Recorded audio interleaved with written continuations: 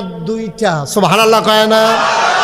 একটা আকাশে চতুর্দশীর পূর্ণিমার চাঁদ ফকফকা জ্যোৎস্না, একটা চাঁদ আকাশে হাসে, আর একটা চাঁদ আম্মা জান আয়েশার হুজরার সামনে পড়ে আছে। তিনি অবাক বিস্ময়ে তাকিয়ে রইলেন। তিনি চমকে উঠলেন, থমকে দাঁড়ালেন। তিনি আশ্চর্যান্বিত হয়ে গেলেন। একবার আকাশের দিকে তাকায়, একবার জমিনের দিকে তাকায়। তিনি সিদ্ধান্তে পৌঁছতে একেবারে হিমশিম খাচ্ছিলেন। আকাশের চাঁদ সুন্দর নাকি জমিনের আম্মাজান আয়েশার কুলে যেই নবী শুয়ে আছেন উনি সুন্দর? তিনি চিন্তায় পড়ে গেলেন কোনটা সুন্দর। আকাশে জমিনে, আকাশে জমিনে বারবার তাকায়, সিদ্ধান্তে পৌঁছতে পারতেছিলেন না।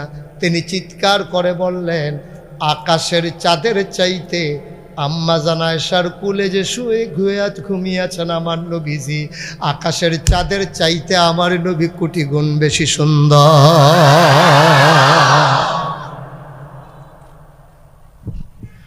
ও মুসলমান, মন দিয়ে শুনো, এই নবী ১৫০০ বছর আগে মক্কায় আসলেন।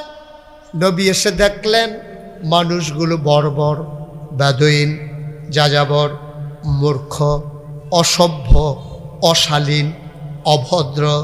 নবী এসে দেখলেন মানুষে মারামারি করে, কাটাকাটি করে, ঝগড়া বিবাদ করে। বাপ মারা যাওয়ার পরে সৎ মাকে ছেলেরা বিয়ে করে ফেলে। নাউজুবিল্লাহ বলবেন না?